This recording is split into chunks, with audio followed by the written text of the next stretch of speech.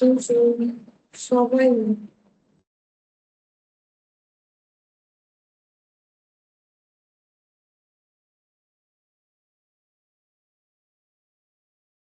देखो एक ही क्वेश्चन बाकी है।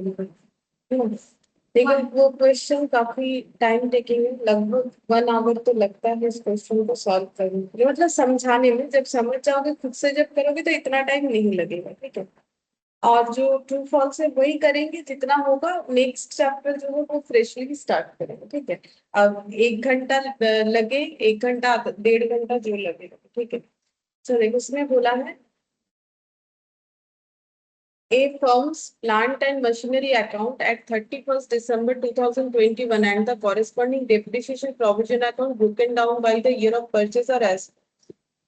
तो यहाँ पर बोला है कि फर्म का प्लांट एंड मशीनरी अकाउंट जो है 31 दिसंबर 2021 और उसका डिप्रिसिएशन का प्रोविजन ये मतलब तोड़ तोड़ के दिया हुआ है परचेज। और ये तो ये पढ़ने से ही समझ में आएगा कि क्या चीज जो है तोड़ तोड़ के दिया है। बोल रहा है कि ईयर ऑफ परचेज, तो कब का मशीन परचेज हुआ है, 2005 में मशीन परचेज हुआ है, ठीक है। कितने का कॉस्ट दिया है यहाँ पर, 2 लाख। Depreciation provision 2 lakh. इस बात का मतलब पहले बोलो, इसका मतलब क्या।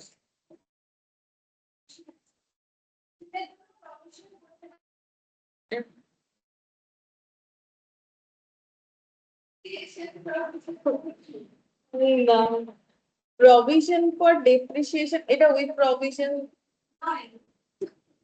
ভুলে গেলে। প্রভিশন ফর ডেপ্রিসিয়েশন একটা মেথড যেখানে অরিজিনাল কস্টে অ্যাসেটটাকে দেখানো হয় আর তার डेप्रिसिएशनটা কোথায়। হ্যাঁ, এটাও প্রভিশনটা ওই রকমই कि अगर हम लोग प्रोविजन करके रखते हैं डेप्रिसिएशन। नहीं, ये हम मेरा क्वेश्चन पहले समझो, हम पूछ क्या रहे हैं। हम ये पूछ रहे हैं कि 2005 में ये 2 लाख रुपए से ये प्लांट एंड मशीनरी का कॉस्ट बोल रहा है, मतलब 2 लाख रुपीज का प्लांट एंड मशीनरी क्या किया गया, परचेज, ठीक है। पहला बात है ये परचेज हो चुका है कि होने वाला है, हो चुका है, क्योंकि हम लोग को तो 21 तक का डेटा दिया हुआ है, देखो, ठीक है। तो परचेस हो चुका था, अब उस पे provision depreciation, provision for depreciation account maintain करके डिप्रिसिएशन चार्ज हुआ है। टोटल डिप्रिसिएशन कितना चार्ज हुआ।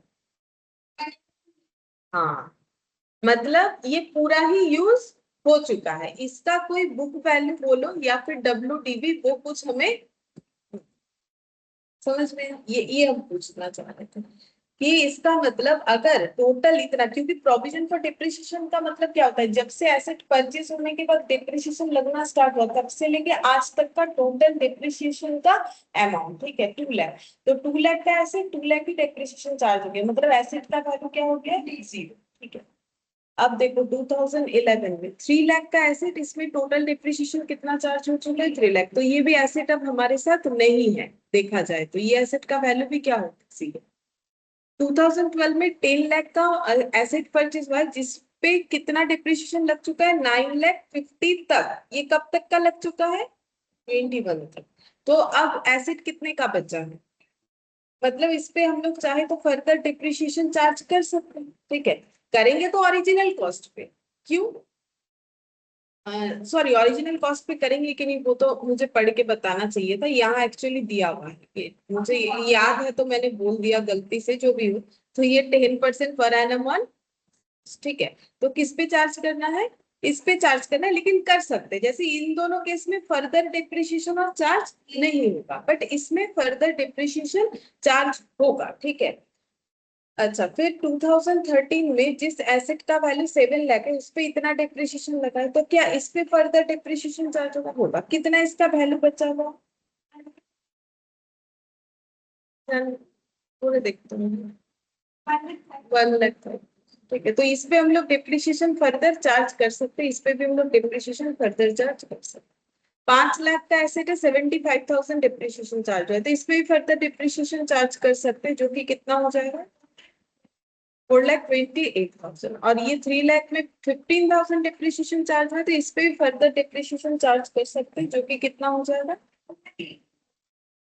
85, 2,85,000। ये वैल्यू पे डिप्रिसिएशन फर्दर चार्ज होगा, इस पे नहीं होगा। मतलब हम बोल रहे हैं कि बुक वैल्यू ये हम लोग फर्दर डिप्रिसिएशन चार्ज करेंगे, बट चार्ज तो ओरिजिनल कॉस्ट पे ही होने वाला है, ठीक है। लेकिन ये इससे देखो, ये सब वैल्यू छोड़ो, इससे बस अभी क्या समझ में आया पता है कि 2005, 11, 12, 13, 20, 21 ये सारे इयर्स में कुछ ना कुछ प्लांट एंड मशीनरी परचेज हुआ था जिसमें कुछ ना कुछ डेप्रिसिएशन लग चुका है। और उसमें से ऐसा 2 मशीन है जो पूरा पूरी डेप्रिशिएट होके जीरो हो गया है, इस पे और फर्दर डेप्रिसिएशन नहीं लगेगा। लेकिन बाकी का जो मशीन है 12 से लेके 21 तक का जो मशीन है, मतलब 1, 2, 3, 4, ठीक है, 4 इयर्स में जो परचेज मशीन है ये सब में फर्दर डिप्रिसिएशन लगने का कंडीशन है। डिप्रिसिएशन कैसे लगाना है? At the rate of 10% per annum on cost, यानी ओरिजिनल कॉस्ट पे, यानी एसएलएन मेथड पे। It is companies policy to assume that all purchases, sales और disposal of plant offered on 30th June in the relevant year of the, देखो ये point to be noted है कि company का अपना एक पॉलिसी है। क्या है कि बोल रहा है कि जब भी कुछ परचेस करता है कंपनी प्लांट मशीनरी, या फिर बेचता है या डिस्पोज ऑफ करता है, एक ही बात है, तो कब करता है? हमेशा 30th जून मान के हमें करना है। कोई भी रेलिवेंट ईयर वो हो, ठीक है, जो भी साल हो, हमें हमेशा परचेस सेल को 30th जून मान के ही क्वेश्चन को सॉल्व करना पड़ेगा, ठीक है, for the purpose of calculating depreciation irrespective of the precise date on which these events occurred। तो बोल रहा है कि अगर हमें कोई पर्टिकुलर डेट बता भी दे तो छोड़ो, कोई फर्क नहीं पड़ता, मुझे तो सब कुछ क्या करना है, 30th जून के हिसाब से करना है, ठीक है। अब देखो बोल रहा है during 2022 the following transactions took place. तो 2022 में क्या क्या ट्रांजैक्शन हुआ? बोल रहा है purchase of plant and machinery amounted to 15 lakh. तो 22 में कितने का मशीन परचेज हो? इसका डेट क्या मानेंगे? 20, ठीक है। Plant that had been bought in 2011, मतलब ये वाला, ठीक है, ये वाला जो प्लांट परचेस हुआ था 11 में, 1,70,000 का वह स्क्रैप, मतलब इसके अंदर 2 प्लांट होंगे, ठीक है, एक कितना तो दूसरा कितना, 30, हाँ। तो ये वाला स्क्रैप हो गया। स्क्रैप होने का मतलब, और हम लोग के साथ ये प्लांट नहीं, ठीक है, ये जीरो हो गया।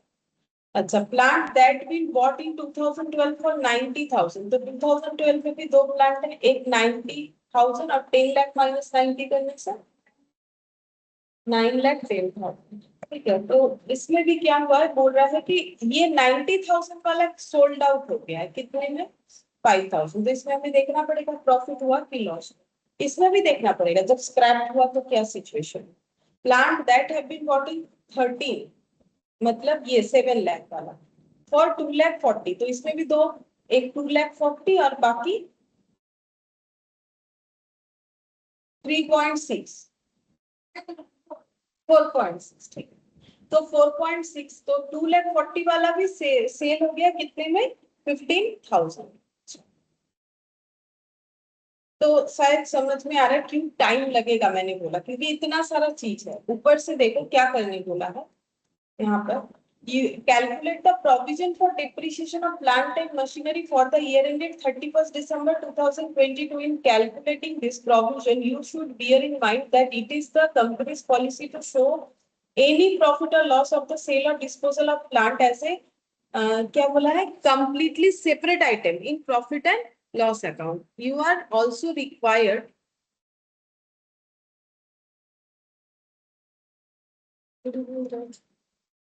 Good evening, ma'am. you are also required to prepare the following ledger accounts. हमें ये लेजर बनाना है, प्लांट एंड मशीनरी का कॉस्ट, ठीक है, मतलब प्लांट मशीनरी कॉस्ट में देखिएगा डेप्रिसिएशन प्रोविजन, मतलब प्रोविजन फॉर डेप्रिसिएशन, और एक बोला है सेल और disposal of plant and machinery, मतलब एसेट डिस्पोजल अकाउंट। 3 चीज बनाना है, मशीन यानी एसेट, प्रोविजन फॉर डेप्रिसिएशन और एसेट डिस्पोजल, ये 3 चीज बना के हमें देना है। अकाउंट कब का बनाना है?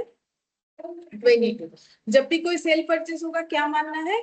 30th जून। और इसमें बोला था in the 30th June in the relevant year for the purpose of calculating depreciation, मतलब इररेस्पेक्टिव ऑफ द डेट, मतलब जो भी डेट हो हमें 30th जून से ही लेना पड़ेगा, ठीक है।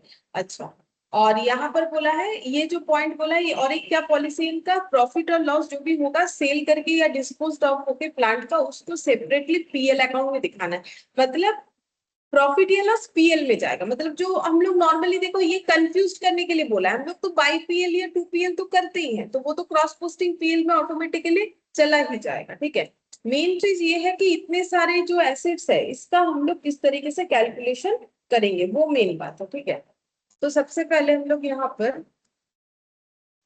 3 अकाउंट जो हमें प्रिपेयर करने बोला है वो बनाना है, जो कि छोटा छोटा ही होगा। ठीक है, लेकिन कैलकुलेशन काफी बड़ा होगा। तो हमें क्या बना के देना है, एक बनेगा plant and machinery account for the year 2022। लिखो, plant and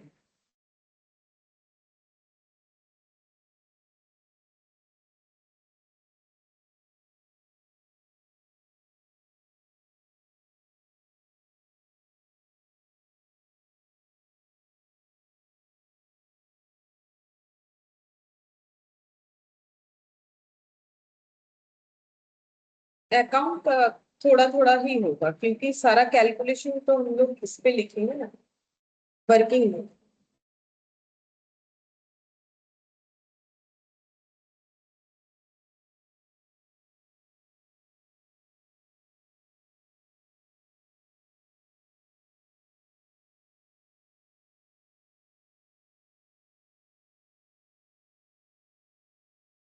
plant and machinery, उसके बाद में डिप्रिशिएशन प्रोविजंस, मतलब प्रोविजन फॉर डिप्रिशिएशन,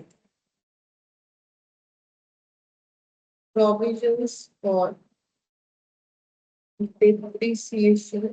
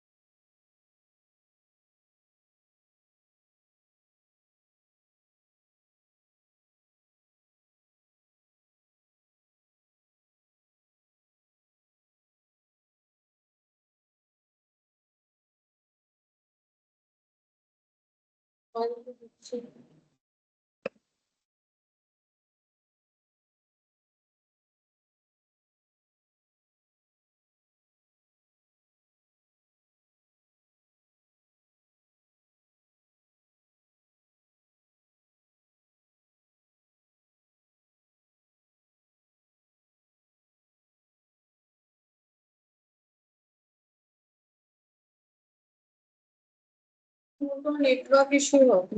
আমার তো নেই, কারণ আমার থাকলে বাকিরা তো এন্টার করতে পারতো না।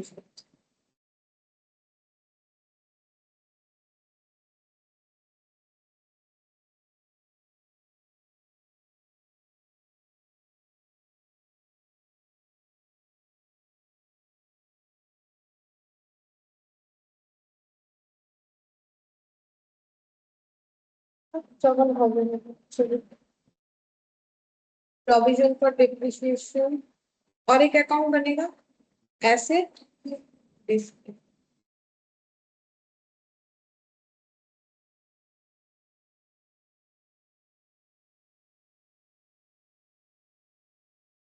और एक बनाएंगे plant and machinery disposal, plant and machinery disposal.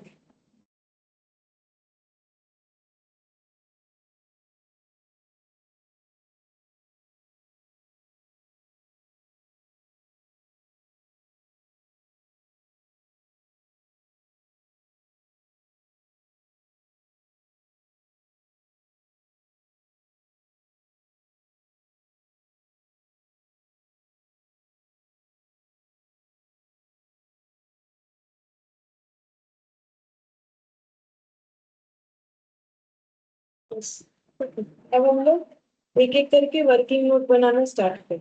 तो वर्किंग नोट में बनाए क्या, मतलब हमें क्या चाहिए बोला, तो हमें 2022 का जो है डिटेल्स चाहिए, ठीक है। तो 2022 का अगर मुझे डिटेल्स चाहिए तो मुझे तो ये भी पता करना पड़ेगा कि ये सब ओल्ड मशीन्स में से कौन सा मशीन मेरे साथ 2022 में कंटिन्यू कर रहा है। तो मुझे 2005 वाले से ही स्टार्ट करना पड़ेगा, इसका मतलब।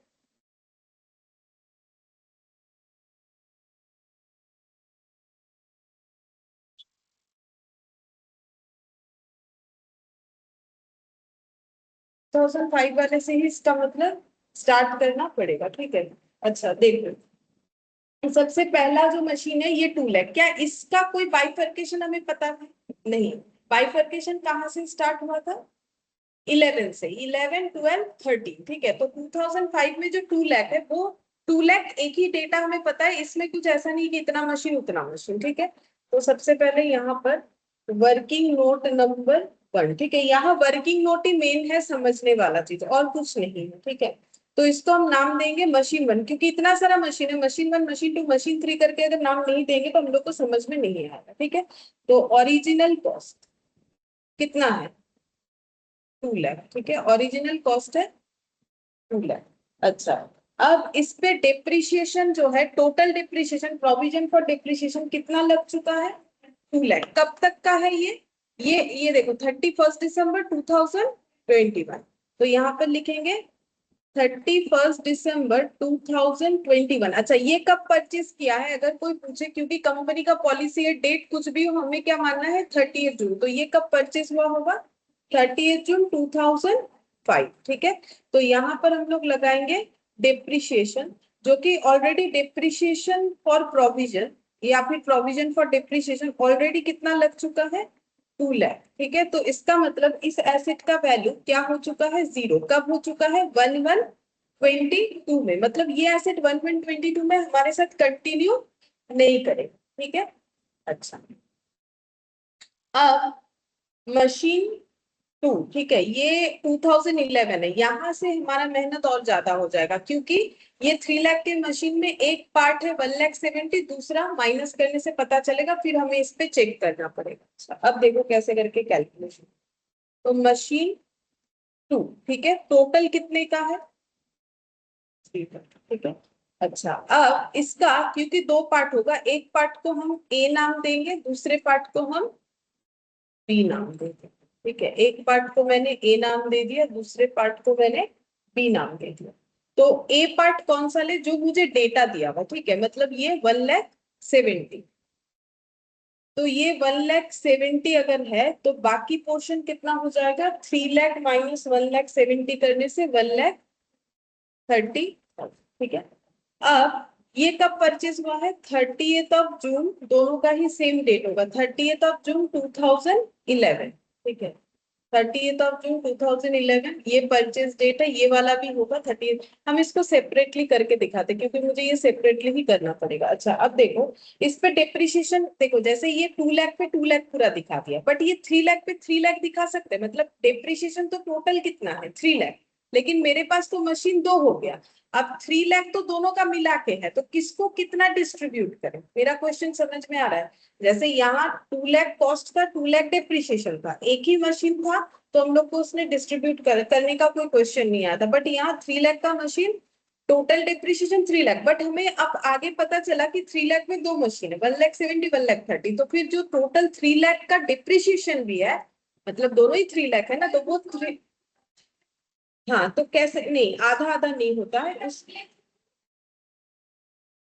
इसका रूल्स ऐसे होगा कि ये एसेट के कॉस्ट जो है उस रेशियो में डिस्ट्रीब्यूट कर, ये रूल्स है, ठीक है।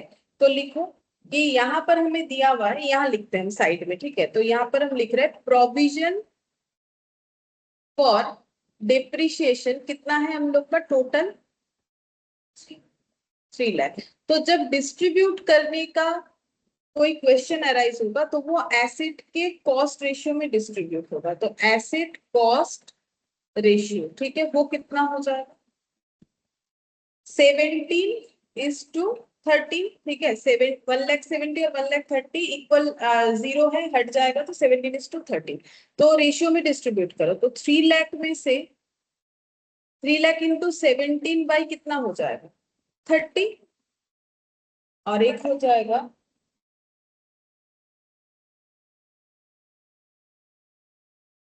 ठीक है। अच्छा ना क्लास शेयर करते हैं। ठीक है 17/30 कितना हो जाएगा 1,07,000। फिर 3 लाख इंटू 13/30 1,00,000। ये हो गया M2A का। ठीक है इसको हम M2B नाम दे देते हैं। ठीक है ऐसे करके अब यहाँ पर लिखेंगे तो 1,70,000 पे टोटल जो डिप्रिशिएशन कितना जाएगा 1,70,000 ही जा रहा है। ठीक है और इस पे 1,30,000 ही जा रहा है। और ये कब तक का डिप्रिशिएशन है 31 दिसंबर 21 तक का। ठीक है और दोनों ही परचेज कब हुआ है 30 जून 2011। ठीक है 30 जून 2011। तो कितना आ जाएगा। अच्छा देखो इसमें दो चीज लिखना पड़ेगा। ये स्क्रैप हो गया। स्क्रैप होने का मतलब क्या होता है पता है। स्क्रैप होने का मतलब ये मशीन को हम लोगों ने रद्दी में बेच दिया कुछ मिला नहीं। ठीक है स्क्रैप हो गया। और ये वाला जो है ये हम लोगों ने स्क्रैप नहीं किया है। इसका कुछ वैल्यू नहीं है बट मेरे पास पड़ा हुआ। मान लो मेरा एक फोन हम यूज नहीं करते वो बेकार हो गया बट मैंने उसको किसी को दिया नहीं मतलब जीरो वैल्यू में भी नहीं दिया मेरे पास है। लेकिन स्क्रैप होने का मतलब है कि मैंने उसे दे दिया। ठीक है ये दोनों बातों में फर्क होता है। अच्छा अब ये हो गया मशीन M2 का कैलकुलेशन। ठीक है अच्छा अब हम लोग नेक्स्ट वाला कैलकुलेशन देखते हैं जो हम लोग का हो जाएगा ये वाला। ठीक है ये 2012 वाला 10 लाख और जिसपे डिप्रिशिएशन लगा है 9,50,000। ठीक है तो यहाँ पर मशीन 3 जिसका वैल्यू है 10 लाख इसका दो पार्ट होगा। इसमें दो मशीन आ जाएगा एक ए और एक बी। तो देखते हैं कितना कितना M3 जो है मतलब ये 10 लाख तो ये 2012 में 90,000 और बाकी जो वैल्यू आएगा तो ए को हम 90,000 लिख लेते हैं बाकी माइनस कर दो 9,10,000। ठीक है ये कब का वैल्यू होगा 30 जून 2012। ये तो कॉस्ट है ना 12। ठीक है अच्छा अब टोटल प्रोविजन फॉर डिप्रिशिएशन कितना है इसमें भी तो डिस्ट्रीब्यूट करना पड़ेगा ना। Total provision for depreciation 9,50,000। ठीक है अब हम लोग को क्या करना पड़ेगा इसको हाँ एसेट कॉस्ट रेशियो में डिस्ट्रीब्यूट करना पड़ेगा। तो एसेट का कॉस्ट रेशियो कितना है 90। देखो इधर 4 जीरो इधर भी 4 जीरो तो 9:91। ठीक है 9:91 तो 9,50,000 इंटू 9/100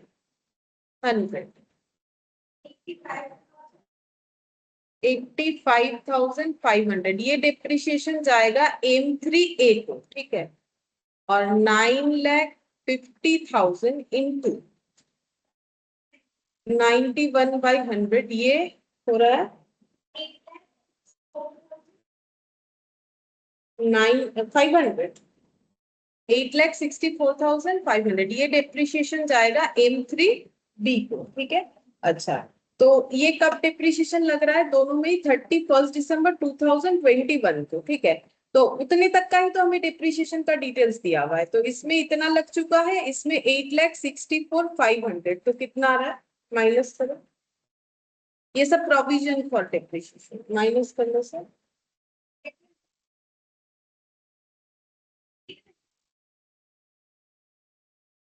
4,500 আসছে এই যে 85,500। ये कब का वैल्यू है 1122। अब एम ये 90,000 वाला सोल्ड आउट हो गया 5,000 में। कब सोल्ड आउट हुआ है कुछ नहीं बोलेगा, हमें हमेशा मानना है 30 जून। तो 30 जून कब सोल्ड आउट हुआ है? 22 को। तो कितने समय का डिप्रिसिएशन लगा? 6 मंथ्स। अब 6 मंथ्स का डिप्रिसिएशन कैसे कैलकुलेट करोगे? ओरिजिनल कॉस्ट पे। तो 90,000 पे कितना लगाओगे? 5%, क्योंकि ये नॉर्मली तो 10% है। 4,500 ही हो रहा है, ठीक है, 4,500 ही हो रहा है। कैसे करके निकाला हम लोगों ने? 90,000 इंटू 10% इंटू 6/12 करने से 4,500 आ गया। तो फिर इसका वैल्यू क्या आ गया? 0। और ये बिका कितने में? 5,000 में। ये दिया हुआ है 5,000, तो पूरा 5,000 का 5,000 ही हम लोग का क्या हो गया? प्रॉफिट। और ये एसेट हमारे पास से चला गया, ठीक है। अच्छा, अब ये 45,500, इस पे आगे डिप्रिशिएशन लगेगा। ये डिप्रिशिएशन कब तक का लगा है? 31 दिसंबर 21। ये वैल्यू है 1122 का, हमें तो 31 दिसंबर 22 तक का कैलकुलेशन करने बोला है। तो 31 दिसंबर 22 तक डिप्रिशिएशन का अमाउंट कितना हो जाएगा?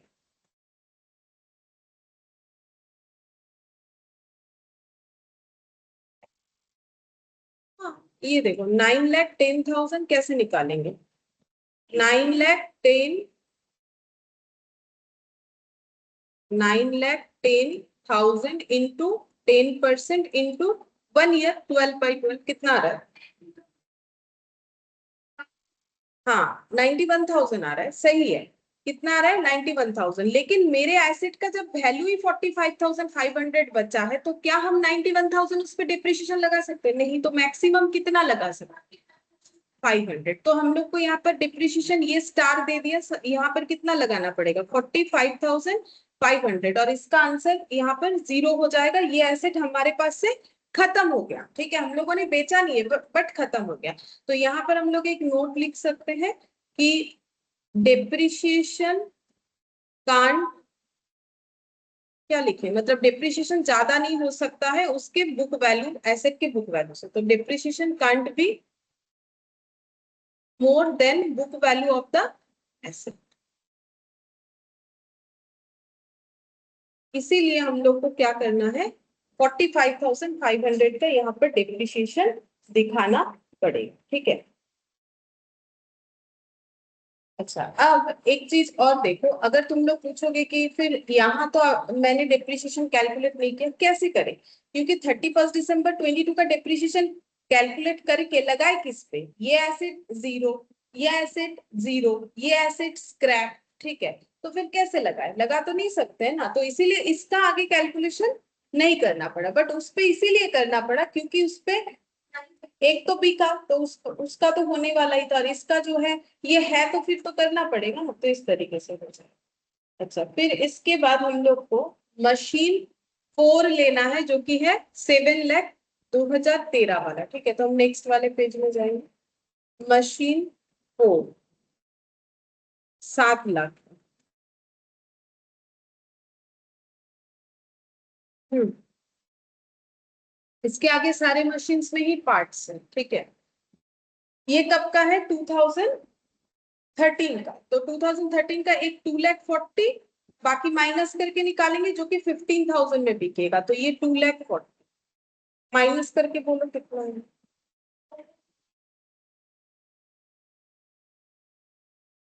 4,60,000, ठीक है। ये कब का डेटा होगा? 38 जून 2030, ठीक है।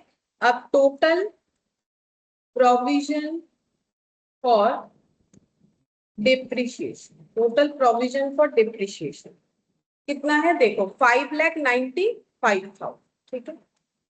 5,95,000, ठीक है। तो कॉस्ट रेशियो ऑफ एसेट कितना हो जाएगा? 24, ये 4 जीरो हट जाएगा, 24:46, यानी माने 12:23।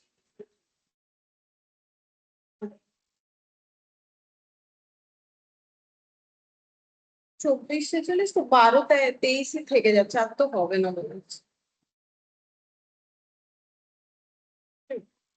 अच्छा, अब डिप्रिशिएशन लगाएंगे तो 5,95,000 इंटू 12 बाई कितना हो जाएगा?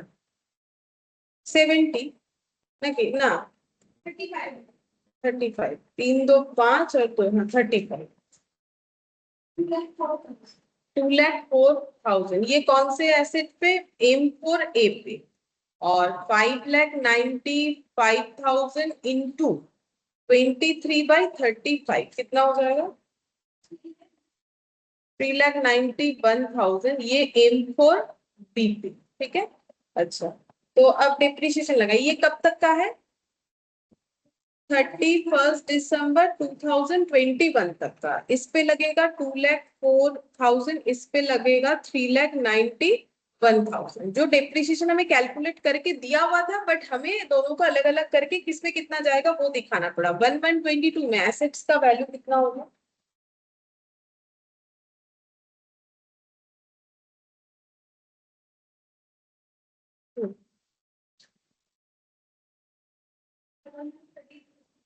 ठीक है। अब एसेट बिका कब? देखो ये वाला बोल रहा है सोल्ड फॉर, ये सब ड्यूरिंग 22 को बिका है ना, तो फिर इसमें 30 जून 22 तक का फिर से हमें लगाना पड़ेगा डेप्रिसिएशन, जो कि 6 मंथ्स का हो। ठीक है, तो ओरिजिनल कॉस्ट पे लगेगा तो 2,40,000 इंटू 10% इंटू 6/12, मतलब 5% लगा, 12,000। ठीक है, तो एसेट का वैल्यू कितना बच रहा है? 24,000। कितने में बेचा गया? 5,000। अच्छा, 15,000। ठीक है, तो फिर सेल प्रोसीड 15,000, तो कितना आ जाएगा? 9,000 का। ठीक है, अब ये नेक्स्ट इधर डेप्रिसिएशन लगेगा। डेप्रिसिएशन 31 दिसंबर 2022, यानी कि 12 मंथ्स का। तो ये कैसे लगाओगे? 4,60,000 इंटू 10% इंटू 1 ईयर, कितना हो जाएगा? 46,000। तो कितना आ रहा है वैल्यू? 23। ये कब का वैल्यू है? 1123 का। ठीक है, अच्छा यहाँ तक हम लोगों ने कैलकुलेट कर लिया। चलो अब नेक्स्ट देखें। M4 तक की मशीन का अलग अलग पार्ट था। ठीक है, देखो ये 4 तक ही था, इसके आगे तो ऐसा कोई इंफॉर्मेशन है नहीं, तो हम लोगों ने कहाँ तक कर लिया? 13 तक। अब 14-15 मतलब ये 5 लाख, और 14-15 नहीं है, सॉरी 2021 है। 5 लाख और 3 लाख वाला कैलकुलेशन करना है। ठीक है, तो 5 लाख वाला M4। ठीक है, तो M5 इसमें लिखेंगे 30 जून। डेट क्या है? 2020। ओरिजिनल कॉस्ट कितना है?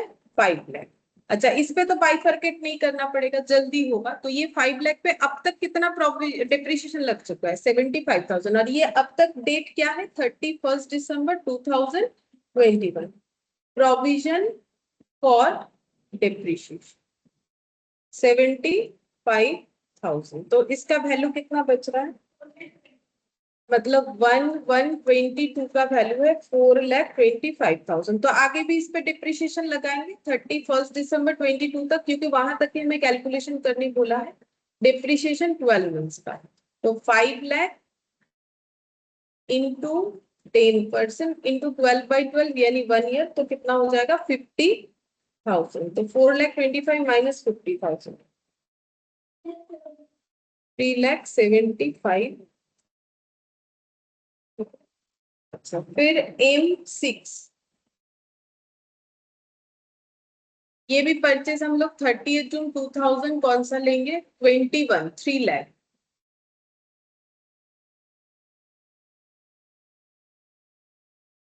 31 दिसंबर 2021 तक। सॉरी, ये 21, अच्छा ये भी 21 ही होगा। ठीक है, चलो।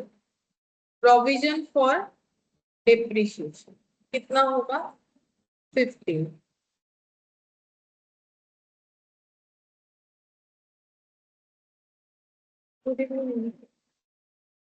Good evening, ma'am.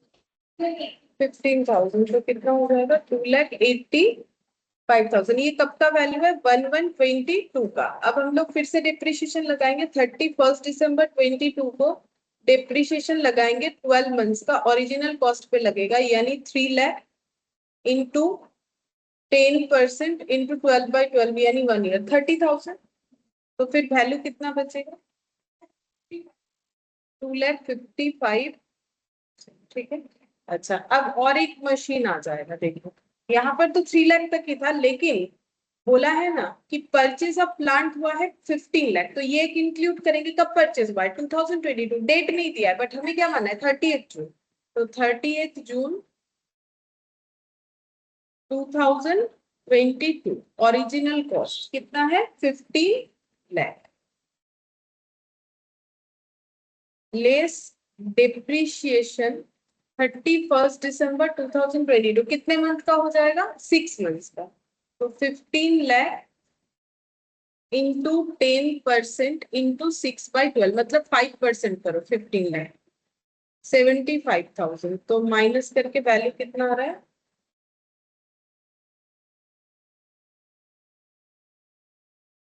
ठीक है। तो ये कब का वैल्यू है 1123 ठीक है यहाँ भी जाओ तो लिख सकते हो 1123 ये 1123। अच्छा अब हम लोग को नेक्स्ट क्या करना है देखो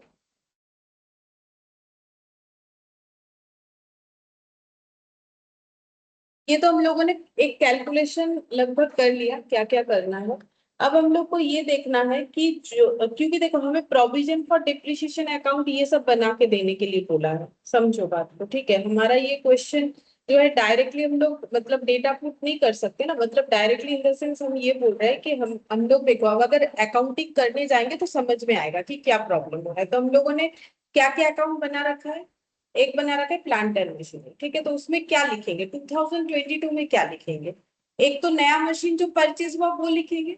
देखो अगर इस चीज को हम ड्रॉ करके तुम लोग को दिखाए है ना तो देखो जो नया मशीन परचेज हुआ है मुझे तो सिर्फ 22 दिखाना है तो मुझे यहाँ पर बैलेंस मशीन का डिटेल्स दिखाना है और जो न्यू परचेज अगर कुछ है तो वो दिखाना है। तो न्यू परचेज कितने का 15 लाख बैलेंस मशीन का वैल्यू क्या है वो दिखाने के लिए मुझे कैलकुलेशन चेक करना पड़ेगा कि 22 में मेरे पास कितना है। लेकिन यहाँ पर देखो क्या हम लोग बैलेंस दिखाएंगे या ओरिजिनल कॉस्ट दिखाएंगे क्योंकि हम लोग तो प्रोविजन ओरिजिनल कॉस्ट दिखाएंगे।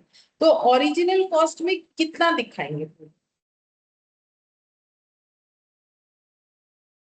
हम लोग को एक डिटेल्स क्या दिया है 31 दिसंबर 21 मतलब 11 उस समय हमारे पास टोटल मशीन कितना है कॉस्ट ओरिजिनल कॉस्ट वाले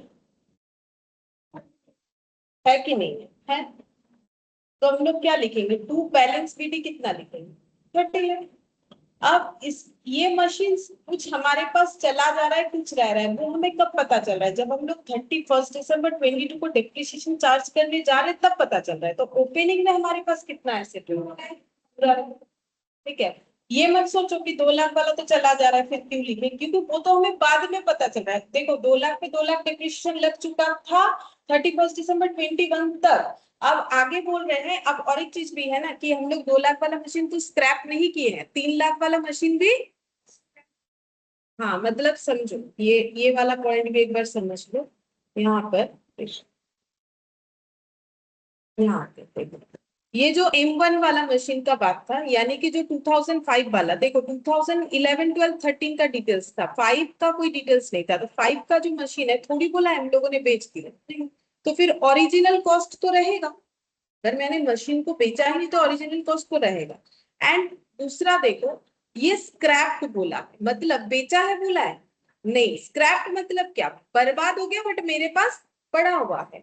बाकी बिका है कौन सा वाला 12 और 13 वाला लेकिन कब बिका है 30 जून 2022 में। तो beginning of the year that is 1 जन 2022 उस समय पे हमारे पास कौन कौन सा रहेगा ये भी रहेगा क्यों क्योंकि ये भले ही खत्म हो गया बट हम लोगों ने इसे बेचा नहीं है ठीक है। इसको हम लोगों ने स्क्रैप बोला है बेचा नहीं मतलब ये मशीन हमारे पास मतलब भले ही पुराना हो गया बेकार हो गया नहीं यूज कर पा रहे बट ये हमारे साथ कंटिन्यू कर रहा है। ये सब तो कंटिन्यू कर रही है क्योंकि ये सब का जो भी पोर्शन बिका है वो इस साल के बीच में बिका है, हमें तो 2022 करने बोला है, तो इस साल के बीच में बिका है, तो ओपनिंग में हमारे पास ये भी है, ये भी है, ये भी है, ये भी है, ये भी है, तो फिर हम क्या लिख सकते हैं, आराम से 30 लाख लिख सकते हैं। ये बात समझ में आना चाहिए कि ये क्यों 30 लाख हम लोग लिख सकते हैं, ऐसा सोचने का कोई कारण नहीं है।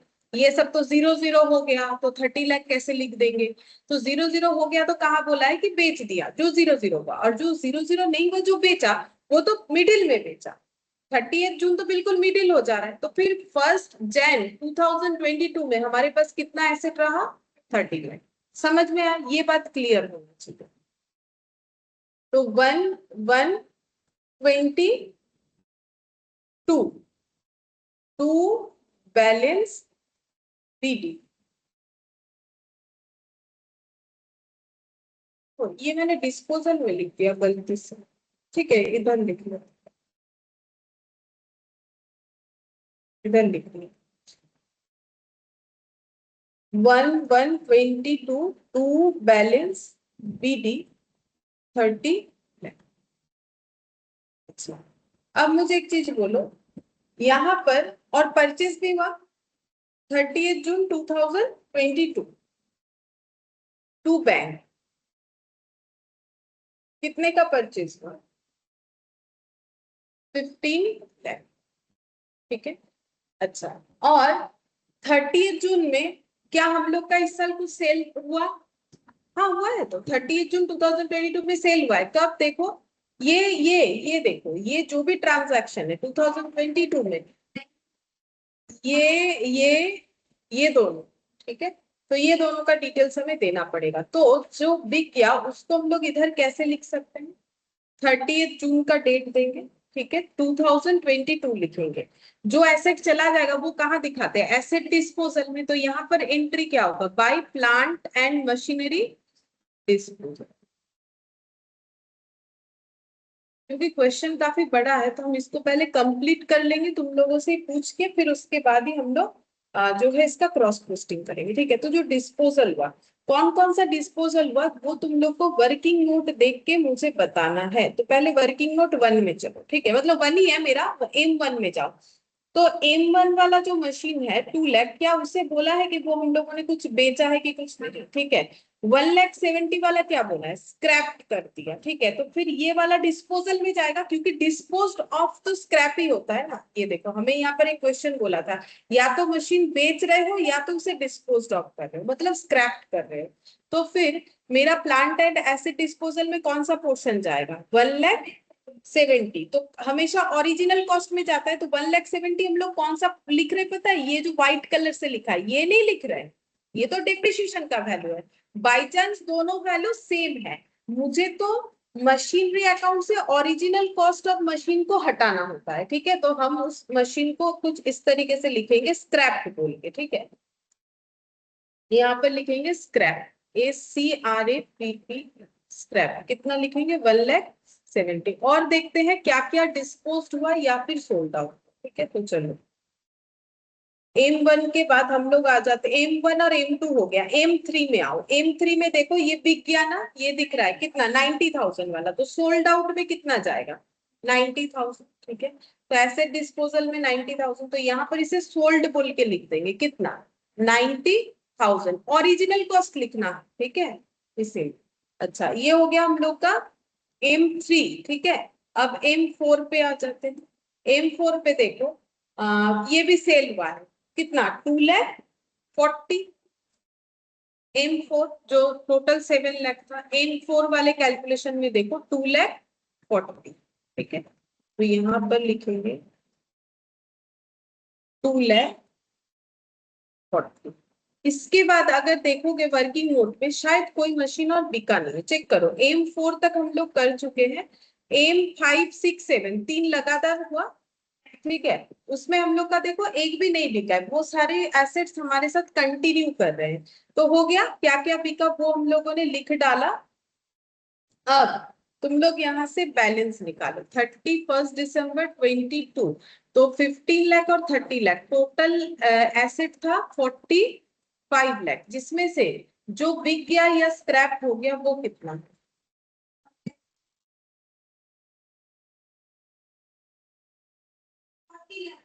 तो 40 लाख का एसेट रह जाएगा, ठीक है, by balance CD, balancing figure. अच्छा, इसका हम और एक आसान तरीके से, क्योंकि क्वेश्चन इतना बड़ा है, इसको रीचेक करवा देते। देखो कैसे करके कर सकते हो, हमारे पास कितने का, क्योंकि ओरिजिनल कॉस्ट पे तो आसानी से हम लोग कैलकुलेट कर सकते हैं। जैसे देखो यहाँ पर जब हम लोग स्टार्टिंग में कैलकुलेट कर रहे थे, हम लोग बोल रहे थे ये 0 हो गया, ये 0 हो गया, ठीक है। अब ये 10 लाख जब हम लोग पढ़ रहे थे तो देखा 0 नहीं हुआ, तो 2012 में जब हम लोग आए तो यहाँ पर दिख रहा है, देखो हम लोगों ने कितने का एसेट बेचा और कितने का, 2,40,000, और ये वाला कितना, ये भी स्क्रैप किया 1,70,000। तो ये तीनों को ऐड करने से कितना आ जाता, अभी तो किया था ना, कितना आया, 4,20,000, 5,20,000, और टोटल एसेट कितना था, तो उसमें से 5,20,000, अच्छा 5 लाख आ रहे थे, 30 लाख आ रहे थे, 15 लाख, 45 लाख। तो 45 लाख में से कितने का एसेट चला गया, कितना बचना चाहिए, वही दिख रहा है, ठीक है। वो तो कितना कैलकुलेशन किए हो तो लगेगा कि कैसे ये हो गया, तो हम जस्ट यहाँ पर एक सिंपल तरीके से बता दिए। हमारे पास एसेट था पहले से 30 लाख, ड्यूरिंग द ईयर खरीद लिया 15, तो टोटल हो गया 45 लाख। कौन कौन सा चला गया, दिस वन दिस, माइनस कर देने से आ गया 40, ठीक है। वही हम लोगों ने अकाउंट में लिखा। तो देखो एक अकाउंट हम लोग का बन के रेडी हो गया। अब इसका क्रॉस पोस्टिंग कर सकते हैं, कौन से अकाउंट में, एसेट डिस्पोजल, ठीक है। तो एसेट डिस्पोजल में एक बार जाते हैं और वहां पर लिखेंगे 30 जून 2022 में टू प्लांट एंड मशीनरी बोल के स्क्रैप, सोल्ड और सोल्ड वाला बैग।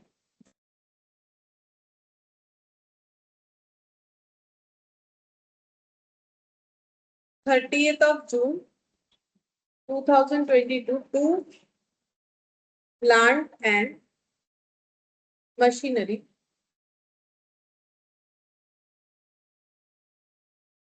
स्क्रैप 1,70,000, सोल्ड 90 और 9, ठीक है। अच्छा, वो है था 2,40,000, 1,90,90 लिखे दिए इसमें, 2,40,000, ठीक है। अच्छा, अब अगर एसेट डिस्पोजल कर ही रहे तो इसको कंप्लीट कर लेते। कैसे कंप्लीट करेंगे, यहाँ पर हम लोग क्या लिखते हैं, मैंने क्या बताया था याद है कि ओरिजिनल कॉस्ट ऑफ एसेट जो बिक रहा है उसका डिटेल्स लिखना होता है, और वो सारे एसेट्स हम लोगों ने कितना यूज किया वो डेप्रिसिएशन के वैल्यू से हमें लिखना पड़ता है, जिसमें हम लोग लिखते हैं प्रोविजन फॉर डेप्रिसिएशन। मतलब ये 1,70,000 पे अब तक टोटल डेप्रिसिएशन कितना लगा है, 90 पे कितना लगा है, 2,40,000 पे कितना लगा है, बेचते वक्त कितना हम लोगों को रिकवरी हुआ, यानी बाई बैंक वाला अमाउंट, और प्रॉफिट या लॉस जो हुआ वो कैलकुलेशन लिखना पड़ता है, ठीक है। तो चलो एक एक कैलकुलेशन लिखते हैं। तो सबसे पहले यहाँ पर लिख लेंगे कि 30 जून 2022, ठीक है।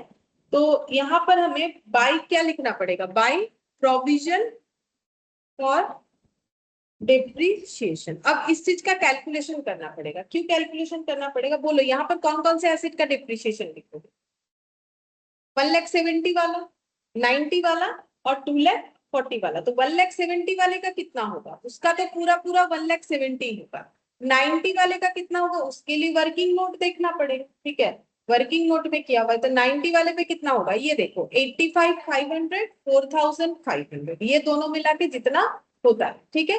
और इधर से और एक कौन सा है, 2,40,000, उसमें कितना होगा, 2,04,000 और 12,000, ठीक है। तो इसका हम लोग एक वर्किंग नोट बना देंगे, क्योंकि इन फ्यूचर जब तुम लोग देखोगे इतना सारा डिटेल्स थोड़ी ना दिमाग में रहेगा, तो इसके लिए हम लोग बनाएंगे वर्किंग नोट नंबर 2, ठीक है। इसमें लिखो provision for depreciation of asset scrap and sold out. तो कितना हो जाएगा, अच्छा 1,70,000 का नाम हम लोगों ने क्या दिया है, एम 2A, शायद एम टू ए 1,70,000, ठीक है। इस तरीके से ढूंढ ढूंढ के लिख देना है। तो इस पे लिखेंगे एम टू ए, इस पे जाएगा 1,70,000। अच्छा, इसके बाद कौन सा वाला आने वाला है? ये एम थ्री ए, और उस पे कितना लिखना पड़ेगा तुम लोग को? 85,500 प्लस 4,500। कितना लिखे? एम थ्री ए, हाँ, 85,500 प्लस 4,500, तो टोटल कितना हो जाएगा? 90,000। उसके बाद कौन सा आएगा? 2,04,000 वाला, मतलब एम फोर ए 2,04,000 और 12,000। एम फोर ए 2,04,000 प्लस 12,000 है कत হচ্ছে? 2,16,000। अब सबका टोटल करेंगे।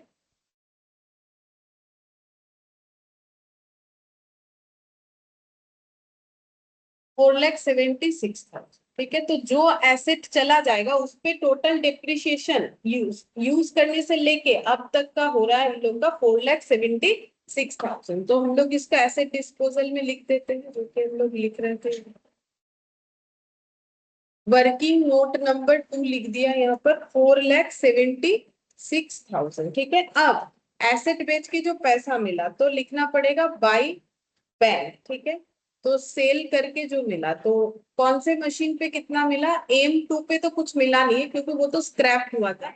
एम थ्री ए पे 5,000, एम थ्री ए पे 5,000 यहाँ पर लिख, हाँ, एम थ्री ए पे 5,000 और एम फोर ए पे 15,000।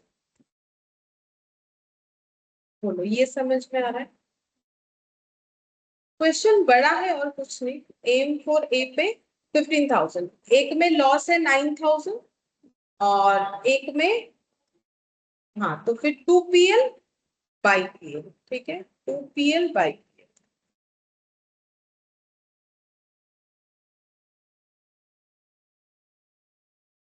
लॉस ऑन सेल 9,000 और 2 PL पे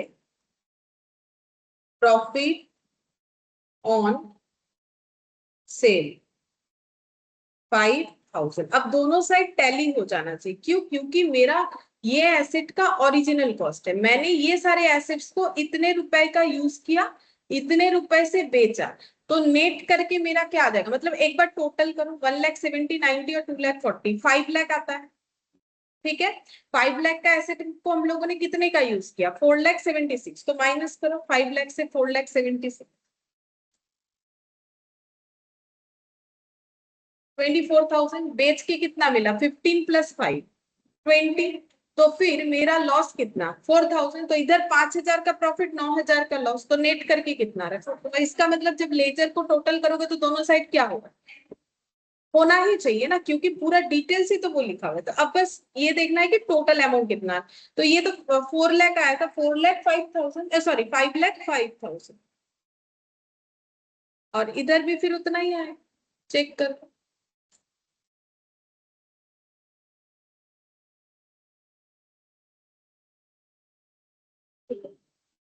अच्छा, अब अगर हम लोग प्रोविजन फॉर डिप्रिसिएशन अकाउंट में जाते हैं, क्योंकि वो बीच में मैंने इसीलिए बना लिया क्योंकि ये बन गया था तो उसका क्रॉस पोस्टिंग कर दिया। अब प्रोविजन फॉर डिप्रिसिएशन अकाउंट जब बनाएंगे, क्योंकि ऑलरेडी प्रोविजन हम लोग चार्ज करते हुए आ रहे थे, तो हमारा ओपनिंग प्रोविजन का बैलेंस कितना होगा? ये सारे 21,35,000, इसको किधर लिखना होता है? क्रेडिट साइड, ठीक है, बाई साइड। तो डेट हो जाएगा 1/1/2022 बाई बैलेंस BD 21,35,000, ठीक है। अच्छा, अब एसेट डिस्पोजल वाला अमाउंट इधर ट्रांसफर कर दे 30 जून को, 30 जून 2022 to plant and machinery disposal,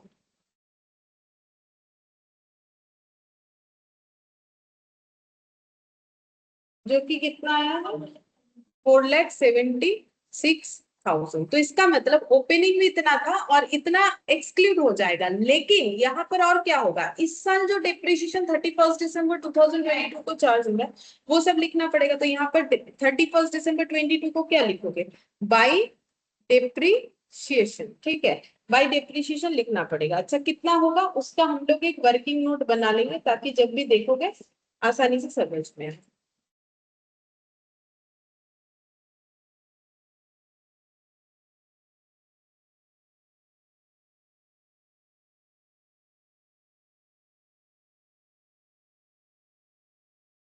working note number 3। तो डेप्रीशिएशन फॉर, अच्छा कौन कौन सा डेप्रिसिएशन लगेगा पहले ये सोचो। जैसे कि हम लोग पहले एकदम स्टार्टिंग वर्किंग नोट 1 पे चले जाओ, वहां से समझो। देखो जब हम लोग यहाँ पर देख रहे हैं तो क्या 22 में यहाँ कोई डेप्रिसिएशन लगा M1 में, नहीं, तो इसे कंसीडर नहीं करना पड़ेगा। M2 के केस में क्या 31 दिसंबर 22 को कोई डेप्रिसिएशन लग रहा है, नहीं, दोनों में नहीं लग रहा है। तो अब हम लोग चले जाएंगे M3 वाले मशीन पे। ठीक है, M3 वाले मशीन पे 30 जून 22 को एक बार डिप्रिशिएशन लग रहा है जो कितना है 4500, और M3B पे 31 दिसंबर 22 तक लग रहा है जो है 500। ठीक है, तो ये चीज हमें लिखना पड़ेगा। अच्छा M3A पे इतना और M3B पे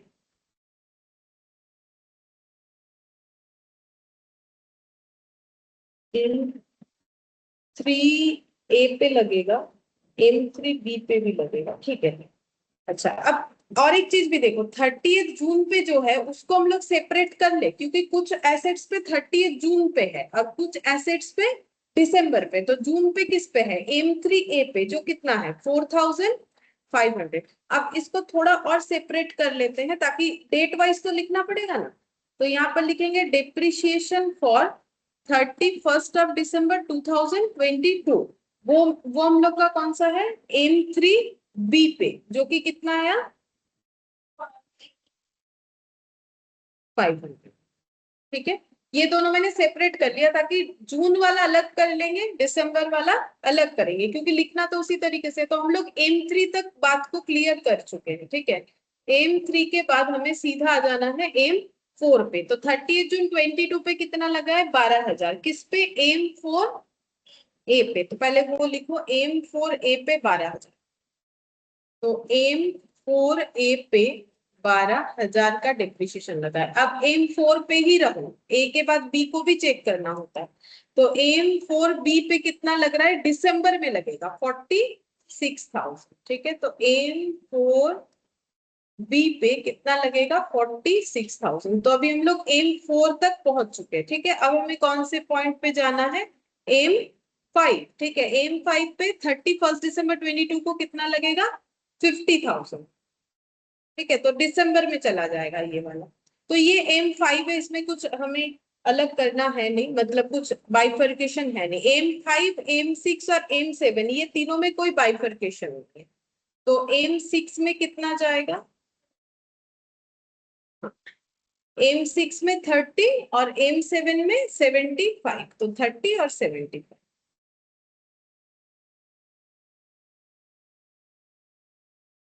इसका टोटल और इसका। हम्म, और ये वाला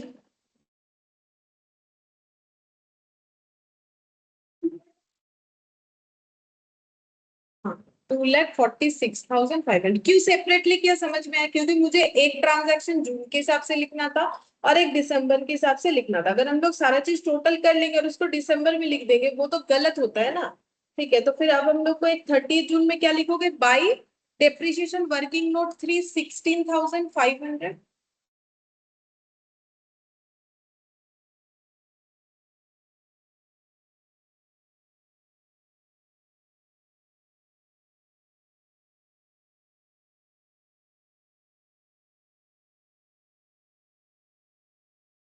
ये जून होगा। ठीक है, ये वाला डेट मतलब मैंने गलत लिखा है, इसको हम ठीक कर रहे। 30 जून 22 और एक हो जाएगा 31 December 22 by depreciation working note number 4। 2 lakh कितना आया 46,500। ठीक है, अब बिना कैलकुलेशन किए बोलो कि इधर कितना बैलेंस दिखना चाहिए, कौन सी डेट पे दिखेगा, 31 दिसंबर 22, क्या दिखेगा, टू बैलेंस सीडी। हम तो बैलेंस करके निकलवाएंगे, लेकिन पहले बोलो कि कौन सा एसेट का डिप्रिशिएशन मुझे दिखेगा, जो एसेट मेरे साथ कंटिन्यू कर रहा है, ठीक है।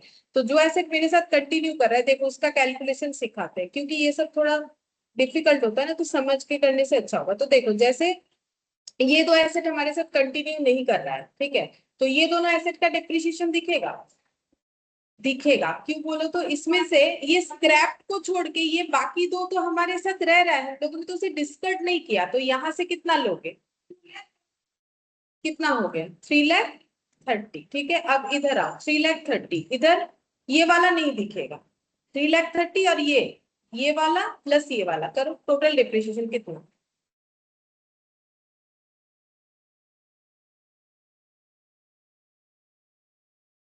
और 3,30,000 टन नहीं है, ठीक है। अब इसमें आ जाओ, इसमें ये छोड़ दो, ये तो हमारे साथ नहीं कर, ये 3,91 और 46 कितना होगा,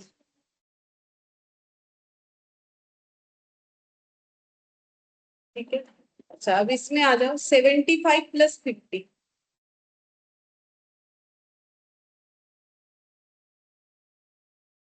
15 प्लस 30,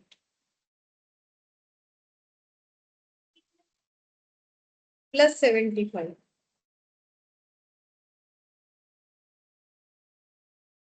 बैलेंस करके देखो क्या है, 19,22,000, ठीक है। बैलेंस करके देखो कितना है, हम लिख ले रहे हैं डेटा,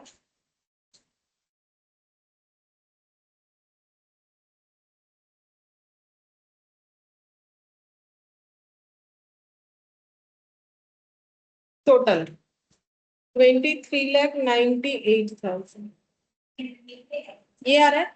तो इसमें समझने वाला बात क्या था बोलो तो, वो 2 लाख और 1,30,000 वो दोनों आता है इसमें। अगर वो तुम लोग कभी ऐसे मेरे जैसे चेक करने जाओगे, फिर दिमाग में वो नहीं जाएगा, ठीक है। बैलेंस करोगे तो देखोगे आंसर तो मैच हो रहा है, बट तुम लोग अगर वो कंसिडर नहीं करोगे, नॉर्मल कैलकुलेशन करके अगर आंसर लिखना चाहोगे, बैलेंस फिगर नहीं करके, हो सकता है कि वो दोनों नहीं लिया तो फिर वो मैच नहीं करेगा। तो जो एसेट स्क्रैप नहीं हुआ उसका डिप्रिशिएशन तो एक्सक्लूड हो नहीं रहा है, क्योंकि देखो यहाँ पर एक्सक्लूड कौन सा हुआ है, ये तीन का डिप्रिशिएशन। तो इसका मतलब 2 लाख और 1,30,000 वाला तो है, तो फिर उसका डिप्रिशिएशन भी है, तो इसीलिए इसमें वो इंक्लूड होगा, ये वाला पॉइंट टू बी नोटेड। तो अपन था,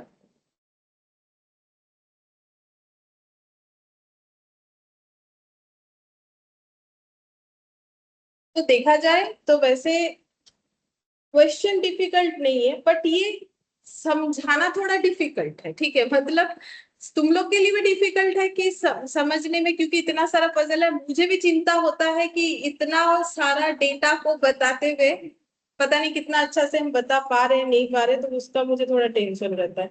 ये वाला क्वेश्चन है इतना बड़ा, क्योंकि एक चीज करोगे तो दूसरा छूट जाएगा ऐसा लगता है, इसीलिए मैंने बोला 1 आवर लगेगा। और देखो कितना टाइम लगा, चलो देखो, 1 आवर 9 मिनट्स ओवरऑल मिला के। अच्छा, अब ये ट्रू फॉल्स पूछ रही हूँ।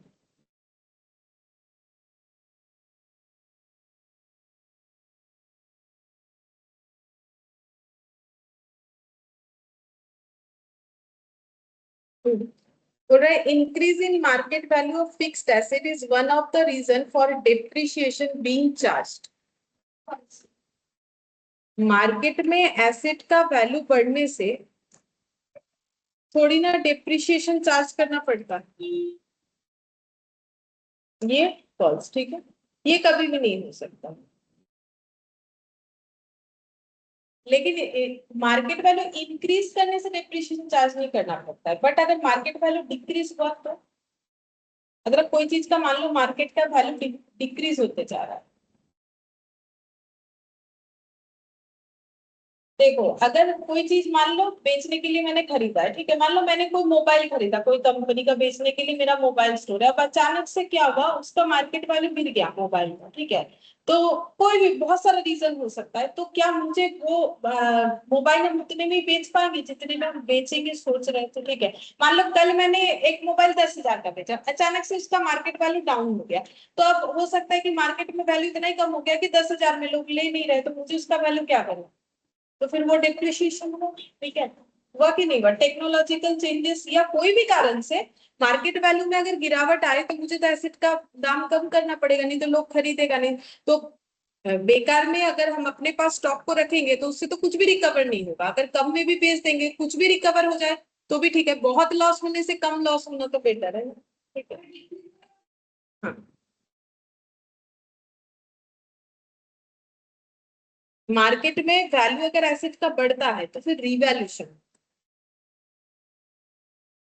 Depreciation is a cash expenditure like other normal, ये हमेशा क्या होता है, नॉन कैश, ये थोड़ी ना किसी को पे करना पड़ता है in the form of cash, ठीक है। फिर बोल रहा है cost of property plant and equipment includes purchase price, refundable taxes and import duties after deducting any discount और रिबेट। मतलब बोल रहा है कि अगर हम लोग प्रॉपर्टी प्लांट इक्विपमेंट का मतलब क्या है, आज के डेट पे जो तुम लोग फिक्स्ड एसेट बचपन से पढ़ रहे हो उसको क्या बोला जाता है, पीपीई, ठीक है। ये पीपीई कैसे बोलते हैं, एस 10 में अगर तुम लोग देखोगे तो जो एस 10 का पॉइंट हम लोगों ने पढ़ा ना, वो रिवैल्यूएशन वाला, प्लस प्लस रिवैल्यूएशन प्लस, तो वहां मैंने पीपीई वाला लैंग्वेज शायद यूज किया है, ठीक है। फिक्स्ड एसेट भी कर सकते हो, मुझे याद नहीं आ रहा है, बट वो पीपीई बोला जाता है आज के डेट पे, प्रॉपर्टी प्लांट एंड इक्विपमेंट। इसका जब कॉस्ट कैलकुलेट करते हो तो उसमें क्या क्या इंक्लूड करते हो, परचेज प्राइस लेते हैं कि नहीं लेते, लेते हो।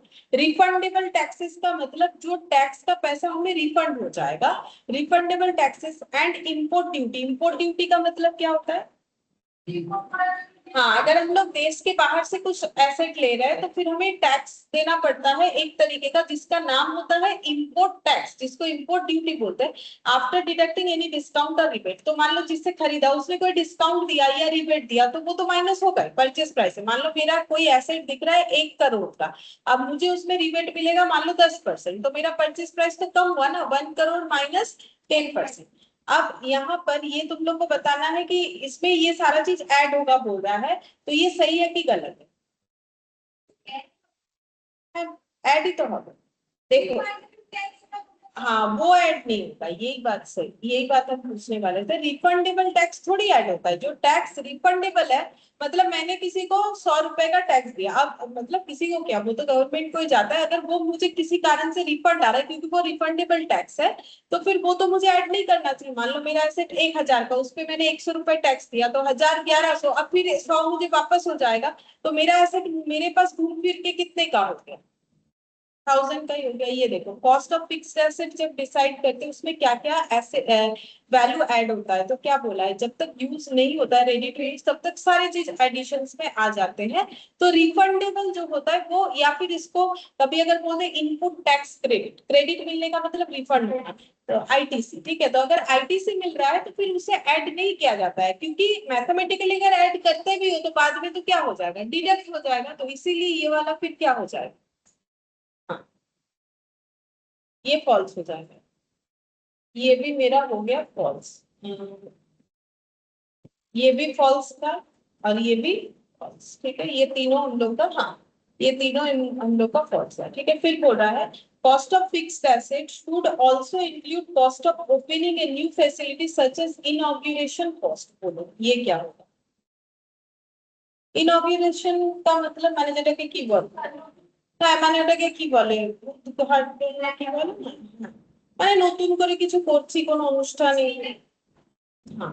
अब बोलो हम लोग एक फिक्स्ड एसेट खरीद रहे हैं, अगर हम लोग कोई नया फैसिलिटी प्रोवाइड कर रहे हैं और वो नया फैसिलिटी बना रहे हैं, तो फिर हम लोगों ने एक इनॉग्रेशन फंक्शन रख दिया कि ताकि लोगों को पता चले कि हम लोग ये फैसिलिटी प्रोवाइड कर रहे हैं, तो क्या वो एसेट के कॉस्ट में ऐड होना चाहिए, नहीं, वो तो बिजनेस का एक्सपेंस है।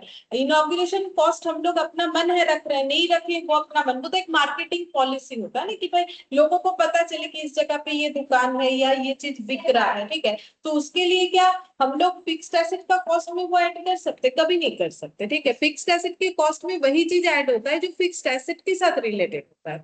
इनॉग्रेशन फंक्शन तो ये मतलब मार्केट एक्सपेंडिचर में आ सकता है। Depreciation is charged with the constant amount under straight line method and charged with the constant percentage under diminishing balance method होगा। देखो जब हम लोग एसएलएम मेथड में डेप्रिसिएशन चार्ज करते हैं तो हमारा अमाउंट कांस्टेंट होता है। अब ये मत बोलो कि कभी हम लोगों ने देखा कि 5,000 हुआ फिर आगे 10,000, तो इसका मतलब ये 6 मंथ्स का रहा होगा, ये 12 मंथ्स का। वो तो टाइम ड्यूरेशन के हिसाब से तो कम ज्यादा हो सकता है, लेकिन ओवरऑल वैल्यू मेरा क्या होगा? अगर टाइम ड्यूरेशन का इम्पैक्ट नहीं आता है, मान लो 12 मंथ्स ही होगा, तो हमेशा कॉन्स्टेंट अमाउंट पे ही जो है स्ट्रेट लाइन मेथड पे डेप्रिसिएशन लगता है। और जो डिमिनिशिंग बैलेंस मेथड होता है उसमें अमाउंट सेम नहीं होता है, बट परसेंटेज जो बोल देगा वही लगते जाता है। अमाउंट सेम इसीलिए नहीं होता है क्योंकि वो बचे हुए वैल्यू पे लगता है एसेट का, जो कि हर बार डेप्रिसिएशन लगने के बाद चेंज होते हैं, ठीक है। तो ये ट्रू हो गया। In case an item of property plant and equipment, मतलब फिर से वही fixed asset is revalued, whole class of asset to which the asset being revalued belongs should be revalued. बता दो, ये वाला मैंने नहीं बताया, ये एक्चुअली आंसर हम लोग का होता है ट्रू। ये भी एस 10 का ही पोर्शन है। तो बोल रहा है कि अगर हम लोग पीपीई का कोई भी पोर्शन को रिवैल्यूड करते तो होल क्लास ऑफ एसेट को रिवैल्यू करना है। होल क्लास ऑफ एसेट का मतलब जैसे मान लो कि एक ऑर्गेनाइजेशन में अलग अलग मान लो डिपार्टमेंट है, ठीक है, या फिर अलग अलग जगह पे बिजनेस है, ठीक है। तो मान लो एक हम लोग का एचआर डिपार्टमेंट है, ठीक है, या फिर मान लो एक हम लोग का मार्केटिंग डिपार्टमेंट है। तो एचआर डिपार्टमेंट के अंदर जितने एसेट है, मान लो यहाँ पर एसेट 1 है, एसेट 2 है, एसेट 3 है, एसेट 4 है। हम चाहते हैं इस एसेट को एसेट 2 को रिवैल्यू करें, ठीक है। तो सिर्फ इसको करने से नहीं होगा, मुझे इस डिपार्टमेंट में जितने भी एसेट्स है सभी को रिवैल्यू करना पड़ेगा। इसको बोलते हैं कि whole class of asset to which that asset being revalued belongs should be revalued. सारे क्लास ऑफ एसेट को ही, सेम क्लास ऑफ एसेट को हमें रिवैल्यू करना पड़ेगा। अच्छा, ये ट्रू होगा इसीलिए। इन case the carrying amount of an asset, अब कैरिंग अमाउंट का मतलब क्या? जैसे 100 रुपए का एसेट 10 रुपए डेप्रिसिएशन लगा 90, जिसको हम लोग बोलते हैं बुक वैल्यू या डब्ल्यूडीवी या फिर कैरिंग अमाउंट या फिर नेट अमाउंट भी बोल सकते हैं। तो in case the carrying amount of an asset is decrease due to revaluation. अच्छा, अब ये कैरिंग अमाउंट क्यों कम हुआ? क्योंकि रिवैल्यूएशन हुआ। Such decrease should always be recognised in profit and loss account. बोलो, मतलब रिवैल्यूएशन अगर डिक्रीज यानी डाउनवर्ड हुआ तो क्या ऑलवेज भी रिकॉग्नाइज्ड इन पीएल होता है? ऑल सही, क्यों बोलो? मतलब देखो, अगर पहले कभी हाँ अपवर्ड रिवैल्यूएशन था तो रिवैल्यूएशन रिजर्व का यूज करेंगे, जरूरत पड़ा तो पीएल का यूज करेंगे। तो ऑलवेज भी रिकॉग्नाइज्ड इन पीएल ही होगा, ऐसे तो कोई जरूरी नहीं। मान लो मेरा पहले प्रॉफिट था 6 रुपए, अब लॉस हुआ 4 रुपए, तो मुझे तो पीएल का यूज करना ही नहीं पड़ेगा ना, हम तो ये 6 से 4 लेके कर लेंगे डाउनवर्ड रिवैल्यूएशन। तो ऑलवेज पीएल यूज होगा ऐसा कोई गारंटी थोड़ी ना, ठीक है। तो ये कोई मतलब जो लैंग्वेज है उसके हिसाब से आंसर क्या हो जाएगा?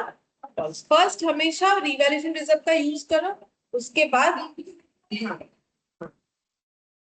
Akash purchased a machine for 12 lakh. Estimated useful life is 10 years and scrap value 1 lakh. Depreciation for the first year using sum of years digit method shall be 2 lakh. तो ये हमें बताना है कि सही है कि नहीं।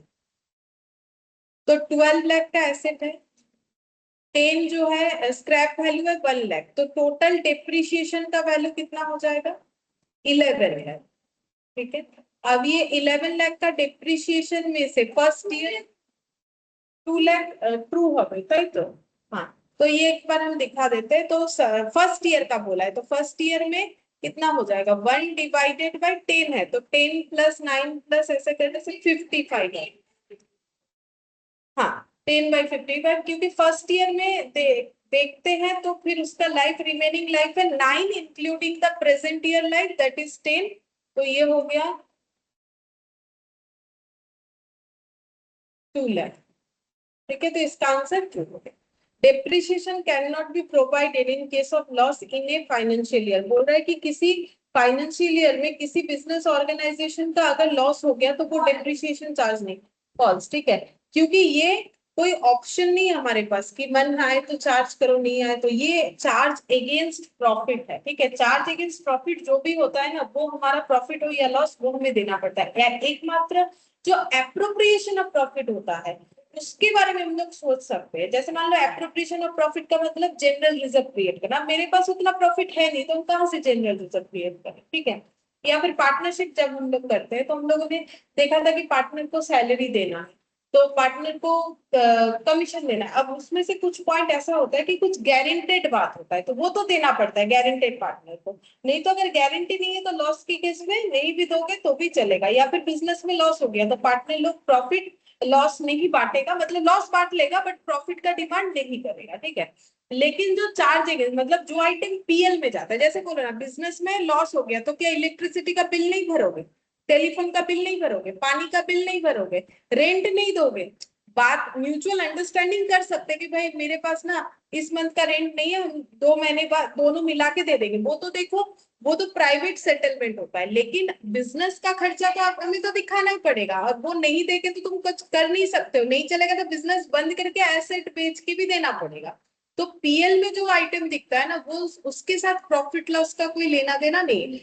लोन लियो इंटरेस्ट देना है तो बोलोगे प्रॉफिट नहीं है बिजनेस में हम इंटरेस्ट नहीं देंगे, देना ही पड़ेगा, ठीक है। वैसे अब यहाँ पर बोला है 10th नंबर में, बोल रहा है कि providing for depreciation also helps in providing for accumulation of fund to facilitate the replacement at the end of its useful life. बोल रहा है कि हम लोग जब डेप्रिसिएशन प्रोवाइड करते हैं ये हमें किस चीज में हेल्प करता है, providing for accumulation of fund, fund को एक्यूमुलेट यानी फंड जुगाड़ करने में, फंड का टोटल अमाउंट फाइंड आउट करने में हमें हेल्प करता है ताकि हम लोग फ्यूचर में एसेट को रिप्लेस कर पाए उसकी यूजफुल लाइफ के हिसाब से। तो हाँ ये होता है। प्रोविजन फॉर डेप्रिसिएशन अकाउंट तो हमें उसी चीज में हेल्प करता है। जैसे मान लो अभी अभी हम लोगों ने इतना सारा अभी जो प्रोविजन फॉर डेप्रिसिएशन अकाउंट का क्वेश्चन किया तो उसमें अगर हम लोग प्रोविजन फॉर डेप्रिसिएशन अकाउंट में दिखाते जा रहे हैं कि इतना डेप्रिसिएशन लगा फिर इतना लगा इतना लगा, मतलब इसका मतलब तो ये हो गया ना कि मैंने इतने रुपए का एसेट को यूज कर लिया। अब फ्यूचर में अगर मुझे सेम टाइप ऑफ एसेट फिर से खरीदना है तो मेरे पास एक एस्टिमेट हो गया कि देखो इतने रुपए का एसेट यूज कर लिया, पहले इस एसेट को कितने का खरीदा था वो प्लांट मशीनरी अकाउंट में जाके देख लेंगे और उतने का यूज कर लिया। तो अगर मुझे नया खरीदना है तो मेरे पास कितना पैसा होना चाहिए, तो ये डेप्रिसिएशन तो मुझे हेल्प करता है ना ये बताने के लिए कि मुझे कितना फंड में पैसा, जितना जितना डेप्रिसिएशन चार्ज कर रहे फंड में उतना पैसा रखेंगे तो हमारे लिए क्या होगा, सपोर्ट होगा। जैसे हम अगर हर साल 100 रुपए का मेरा मोबाइल यूज करे ऐसा मान रहे हैं, एक एग्जाम्पल दे रहे तो मुझे 100 रुपए करके हर साल एक्यूमुलेट करके रखना चाहिए, ठीक है। तो हम फ्यूचर में मोबाइल जब रिप्लेस करेंगे तो मेरे लिए बात आसान हो जाएगा, ठीक है। फिर 11th नंबर में क्या बोला है, बोल रहा है कि if the equipment account has a balance of 12 lakh 50 and the accumulated depreciation account has a balance of 4 lakh, the written down value of same salary.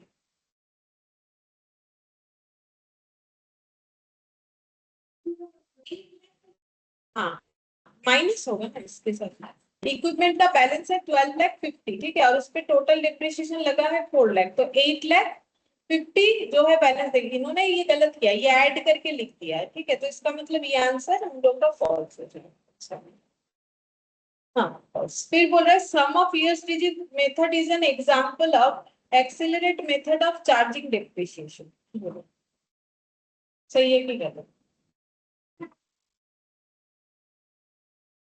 Accelerate का मतलब होता है स्टार्टिंग में ज्यादा फिर धीरे धीरे कम होना, पहले ज्यादा फिर धीरे धीरे कम होना। तो सम ऑफ ईयर्स डिजिट मेथड में क्या होता है, स्टार्टिंग में देखो कोई भी एग्जांपल उठा के देखो, जैसे हम सम ऑफ ईयर्स डिजिट बेसिक थे कि कॉमन दिखे जाए तो उसको बोलते हैं एक्सेलरेट, ठीक है। तो ये वाला हम लोग का ट्रू हो जाएगा। जैसे कि यहाँ पर देखो मैंने एक एग्जांपल दिखाया तो ये देखो 30 24 18 12 6,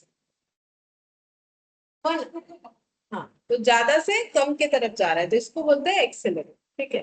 तो ये वाला आंसर हम लोग का हो गया ट्रू। फिर 13 में बोला है over the life of an asset subject to depreciation the accelerated method will result in less depreciation expense in earlier and more depreciation in later years for its life. तो अभी तो समझाया है एक्सेलरेट का मतलब क्या होता है, तो उसके हिसाब से देखो क्या ये हमें सही लिखा हुआ है या गलत लिखा है, मतलब ट्रू होगा कि फॉल्स।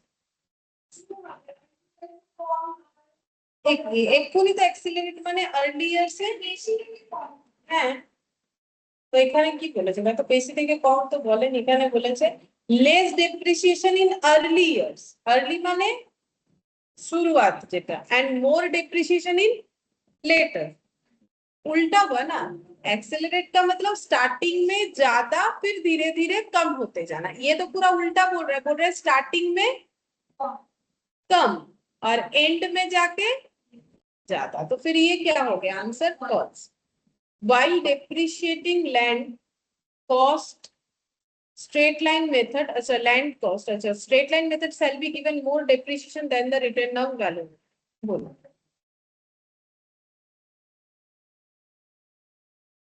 पहला बात है कि ये पूरा फॉल्स ही होगा, क्योंकि देखो लैंड का तो कभी डिप्रिसिएशन होता ही नहीं है, मेथड का तो कोई लेना देना हमारा नहीं होता, ठीक है। ये वाला आंसर पूरा पूरी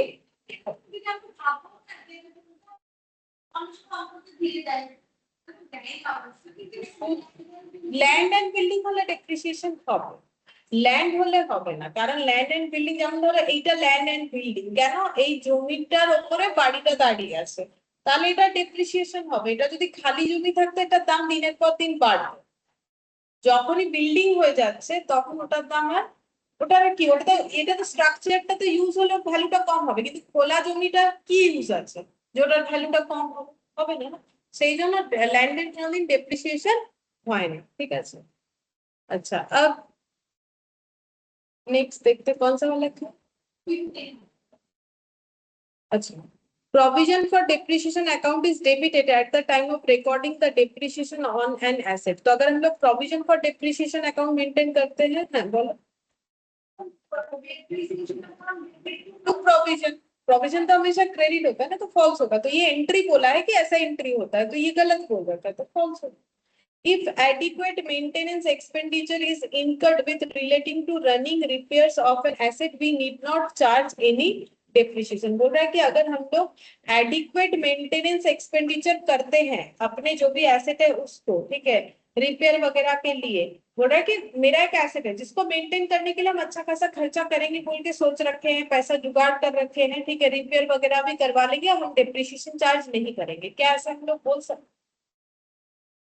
डेप्रिसिएशन तो चार्ज करना ही पड़ेगा, अब आप रिपेयर करवाओ नहीं करवाओ, उसपे ज्यादा खर्चा करो रिपेयर का, उसे बेच दो, वो अपना मर्जी है, पर डेप्रिसिएशन कभी रिपेयर्स के ऊपर डिपेंड नहीं करता है कि कोई अगर अपना एसेट को बहुत अच्छे से रख रहा है तो उसका डेप्रिसिएशन नहीं होगा, ऐसा बात नहीं है। हाँ, आप कितना यूज कर रहे हो उसके ऊपर आप मेथड सोच सकते हो कि मुझे एसएलएम लगाना है कि डब्ल्यूडीबी लगाना है, लेकिन लगाना तो पड़ेगा कुछ ना कुछ, ठीक है। अच्छा, फिर नेक्स्ट देखो, when a property plant and equipment is sold, then provision for depreciation account is debited, asset account is credited, and any gain or loss is recorded to profit and loss account।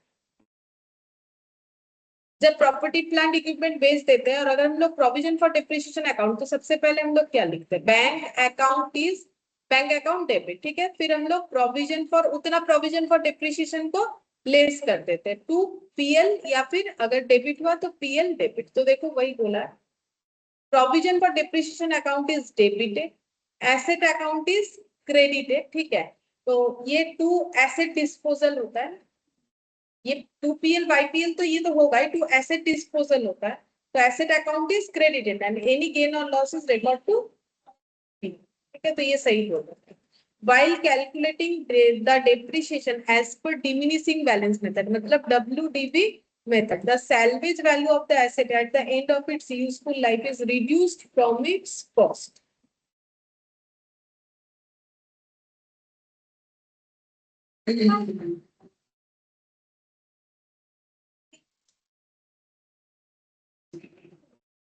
ঠিক বলেছো, দেখো পড়ে একবার।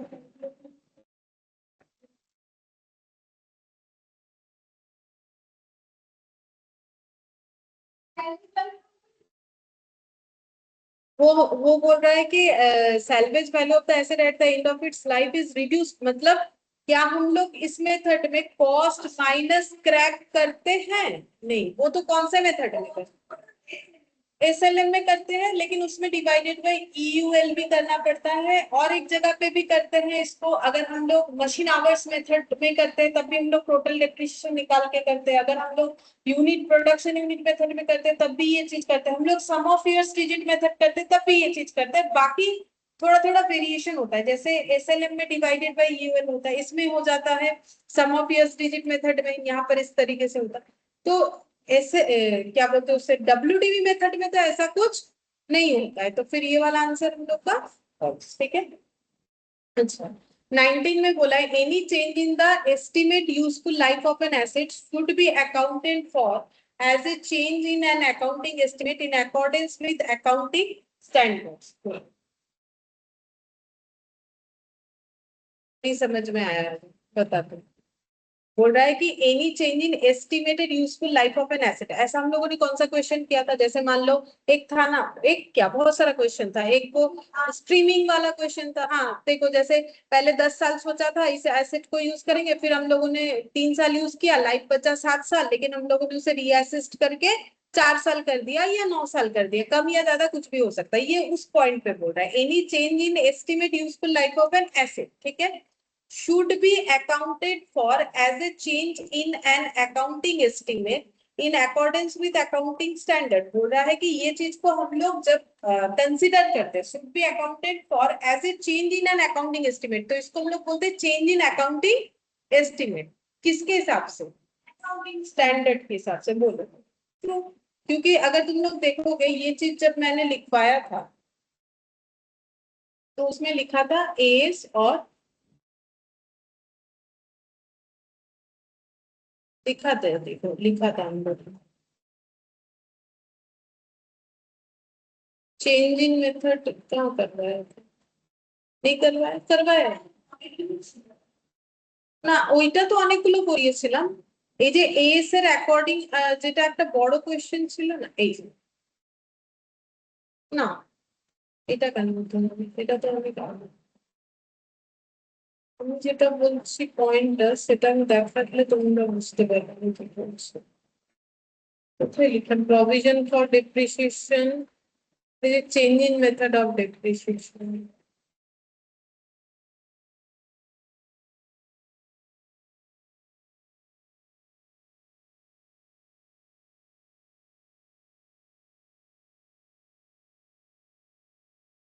হারিয়ে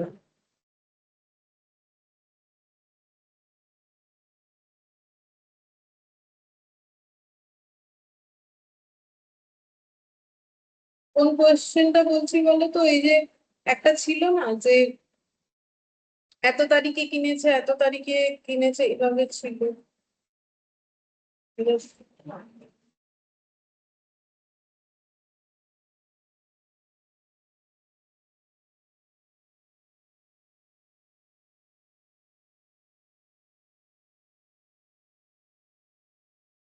ওই যে যে machine গুলো এক এক এতর পর কেনা হয়েছে তার লাইফ এত ধরবো, যে মেশিন গুলো এতর পর কেনা হয়েছে, এরকম একটা অঙ্ক ছিল না, তার উপরে আমি একটা পয়েন্ট লিখিয়েছিলাম না ছোট্ট করে, সেটা আমি খুঁজে পাচ্ছি না নিজের এখানে।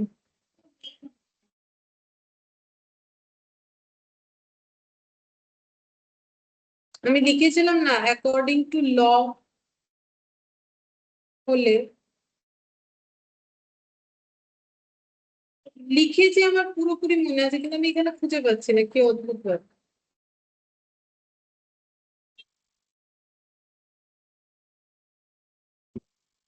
যেটা আমি একটা স্টার দিয়ে ক্যালকুলেশন করালাম না, যে এটা তো আজকে করলাম, কিন্তু আমার এখান থেকে কি উড়ে গেল এরকম হয়?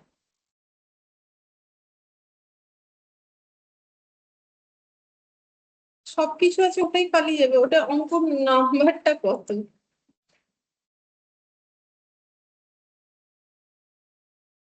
কি অদ্ভুত লাগছে আমার।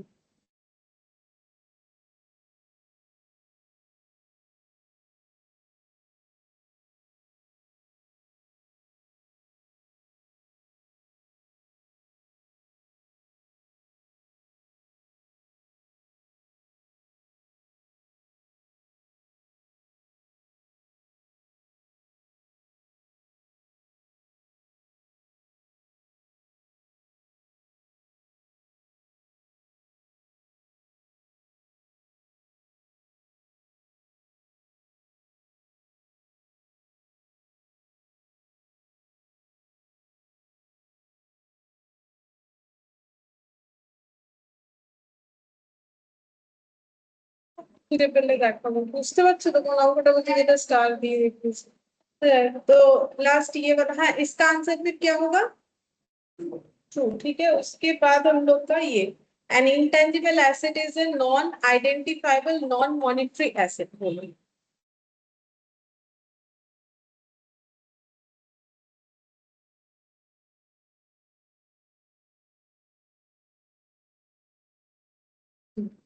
फॉल्स क्यों बोलो तो फॉल्स? आंसर तो सही है।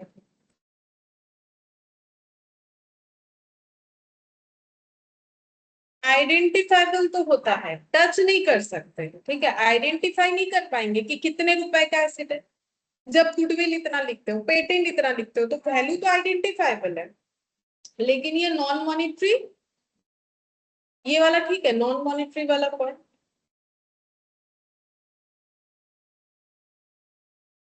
नहीं, यहाँ पर नॉन, हाँ नॉन मॉनिटरी, ये वाला पॉइंट सही है। गलत क्या है बोलो तो? नॉन आइडेंटिफाइबल गलत है, ठीक है, वो आइडेंटिफाइबल होता है। देखो नॉन मॉनिटरी एसेट ये हम बताते हैं क्या होता है। जिसका कोई फिक्स्ड डिटर्मिनेबल मॉनिटरी वैल्यू नहीं होता है उसको हम लोग बोलते हैं नॉन मॉनिटरी एसेट। ठीक है, जैसे मॉनिटरी एसेट में क्या होता है पता है? जैसे कि मान लो मेरा बिजनेस में बैलेंस शीट में दिखने वाला डेटर, ठीक है, तो डेटर से तो मुझे वही पैसा मिलेगा, उसका थोड़ी ना कोई वैल्यू में कम ज्यादा हो, नहीं। लेकिन जैसे मान लो मेरा लैंड है, बिल्डिंग है, तो मेरा बुक वैल्यू और मार्केट वैल्यू में क्या हो सकता है? उसको बोलते हैं, उसको बोलते हैं नॉन मॉनिटरी। ठीक है, लेकिन मॉनिटरी का मतलब होता है जिसका मेरा जो वैल्यू दिख रहा है वही वाला मेरा। देखो मॉनिटरी में जैसे कैश बैलेंस, तो मेरा बैलेंस शीट में दिख रहा है कैश 1000 रुपए, तो इसका मतलब वो उसमें कोई चेंजेस नहीं है, वो हजार हजार ही है, कैश बैलेंस, बैंक बैलेंस, ठीक है। जितना भी रिसीवेबल आइटम है जैसे कि बिल्स रिसीवेबल, डेटर्स, ठीक है, ये सब मेरा मॉनिटरी आइटम है। नॉन मॉनिटरी किस कैसा है? जिसका वैल्यू जो है फिक्स नहीं है, जो चाहे तो मार्केट के ऊपर डिपेंड करके जो चेंज होता है। ठीक है, तो इसका मतलब जो इंटेंजिबल एसेट है ये क्या होगा? नॉन मॉनिटरी है, क्योंकि एसेट का वैल्यू जो लिखा हुआ है वही होगा, ऐसा थोड़ी जरूरी है, नहीं होता है ना। तो इसी वजह से तो रिवैल्यूएशन होता है, डेप्रिसिएशन। तो इसीलिए यहाँ पर ये नॉन मॉनिटरी वाला पॉइंट जो है वो ठीक है, बट जो नॉन आइडेंटिफाइबल है ऐसा नहीं है। आइडेंटिफाइबल ऑब्वियसली होता है, चाहे वो इंटेंजिबल एसेट हो चाहे वो। ठीक है, तो ये 20 तक हम लोग का कंप्लीट हो गया, और इसमें और कुछ है नहीं। ठीक है, तो हम लोग नेक्स्ट क्लास में नया कोई चैप्टर शुरू करेंगे, आज और कुछ नहीं करेंगे। ठीक है फिर।